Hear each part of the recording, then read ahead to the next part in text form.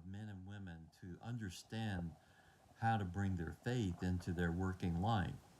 And so media had picked up on this after George Bush won the election and credited the Christian vote for getting elected. This also led to faith being expressed in the marketplace. And so they wanted to do a story on someone in their Sunday paper that would be an insert in the New York Times Sunday paper. So they called me and said, we would like to do this story, but we don't know how to build it around a person. Do you have someone you would recommend? And so I gave them the name of a friend of mine who was a banker in Minneapolis that was a perfect case study. So he called him, did the story. They called me a few more times.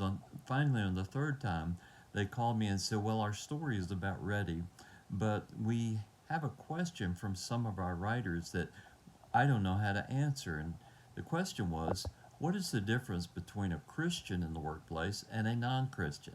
I said, well, that's a really great question. And as I pondered it, I thought, there's really four things. The first thing is God calls you and I as believers to do our work with excellence. It says that, uh, that God used believers in the Old Testament to do their work 10 times better than anybody else. And there was a principle there that God calls us to do our work with excellence, just like Bezalel created the Ark of the Covenant. And God said, I want Bezalel because he creates things with excellence. And the second thing is he calls us to do our work with integrity. And, in Psalm 51, David says, God desires truth in the inward parts. This was David's psalm where he repents of his sin with Bathsheba. And so he's talking about integrity, and we need to be the same people in private as we are in public. The third thing is God calls us to do our work as a servant leader. Jesus said, if you want to be great among them, you must be servant of all.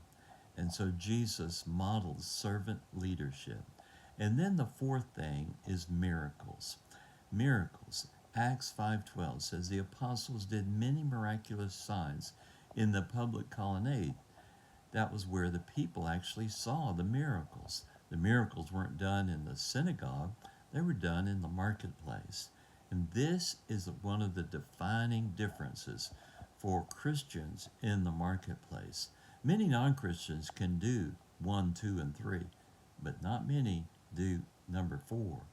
And so these are the four attributes that I see are most important for Christians in the marketplace. If you're not familiar with our new website focused on that, Acts 5:12, just go to theproject512.com, or excuse me, the 512project.com, the512project.com. There we feature many miraculous stories of men and women in the marketplace. And you can get a free download of Gunnar Olson's book, Business Unlimited. So check it out. God bless you, and live out those four attributes in your work life calling.